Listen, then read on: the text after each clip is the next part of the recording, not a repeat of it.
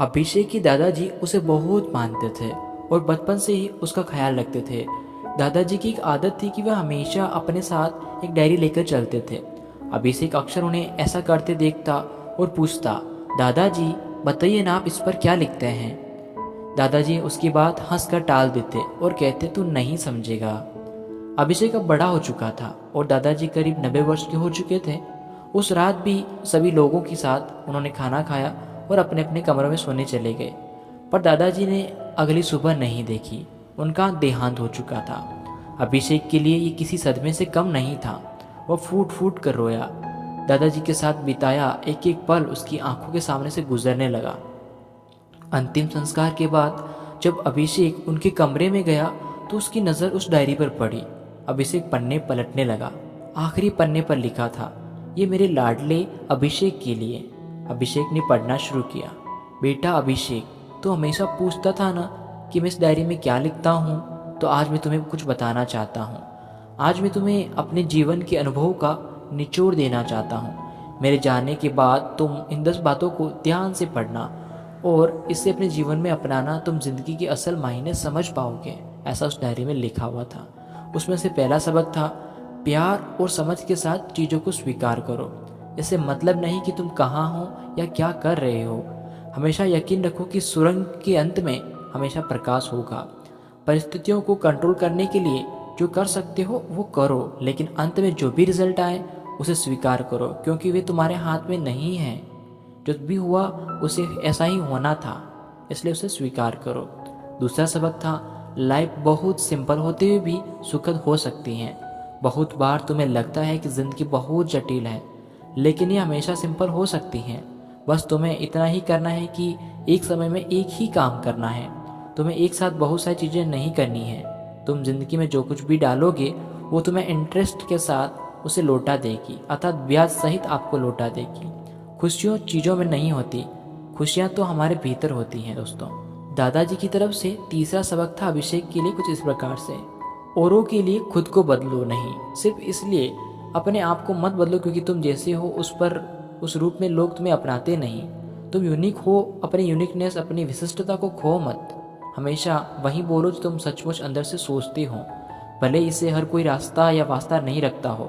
जब तुम खुद से सच्चे रहते हो तो तुम इस दुनिया को सुंदर बनाते हो, वो सुंदरता जो पहले नहीं थी।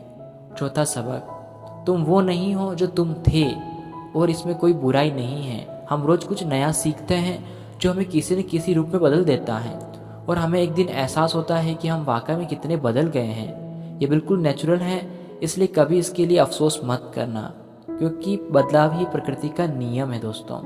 पांचवा सबक दादाजी की तरफ से अभिषेक को कुछ इस प्रकार से था, जो होता है अच्छे के लिए होता है।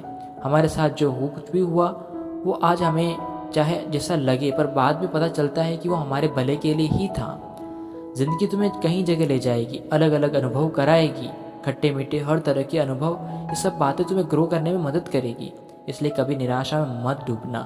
हमारे साथ वही होता है जो हमारे साथ सबसे अच्छा हो सकता है। दोस्तों 6 नंबर, खुशियाँ चुनो, पैसे नहीं। बहुत लोग ये सोचते हैं कि पैसा उनके जीवन में खुशियाँ ला सकता है, लेकिन दौलत का पीछा करने का मतलब ये नहीं। हाँ, पैसा ही ज़रूरी है, लेकिन बस उसी के पीछे भागते रहना एक बहुत बड़ी गलती है। हर एक निर्णय में पहले खुशियों को देखो, बाद में बैंक बैलेंस।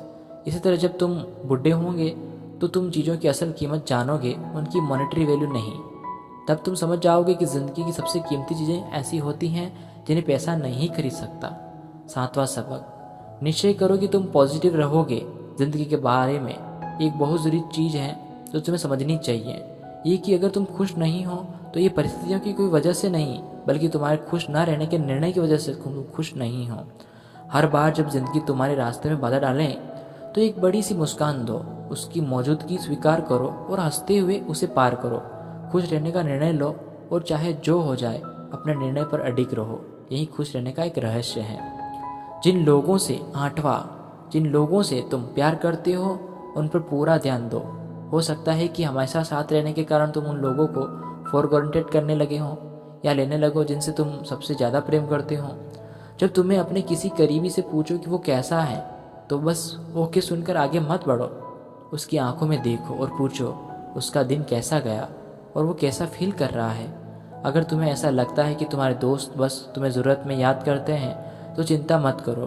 खुश रहो कि तुम उनके लिए एक उम्मीद की किरण के समान हो। कभी कभी कुछ लोगों को पीछे छोड़ना पड़ता है। 9वां सबक दोस्तों आपके लिए। अनफॉर्चुनेटली ज़िंदगी में टकराने वाले सभी लोग अच्छे नहीं होते।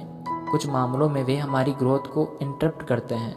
जब जान जाओ कि कोई व्यक्ति तुम्हारे लिए सही नहीं है तो मजबूरी में उससे चिपके मत रहो। एक टफ डिसीजन लो और उसे आगे बढ़ जाओ। 10वां सबक। हर एक एंडिंग हैप्पी एंडिंग नहीं होती। सेटबैक या फेलियर लाइफ का हिस्सा है दोस्तों। ज़रूरी नहीं कि तुमने जो कुछ भी शुरू किया उसका एक सुखद अंत हो। इसलिए जब बहुत ज़्यादा प्रयास करने पर भी हैप्पी एंडिंग न हो तो बेहतर होगा कि तुम एक न्यू बिगिनिंग करो, एक नई शुरुआत करो। कभी भी पुराना सब कुछ छोड़कर नया शुरू करने से डरो मत, चाहे तुम उम्र के किसी भी पड़ाव पर हो। धन्यवाद दोस्तों।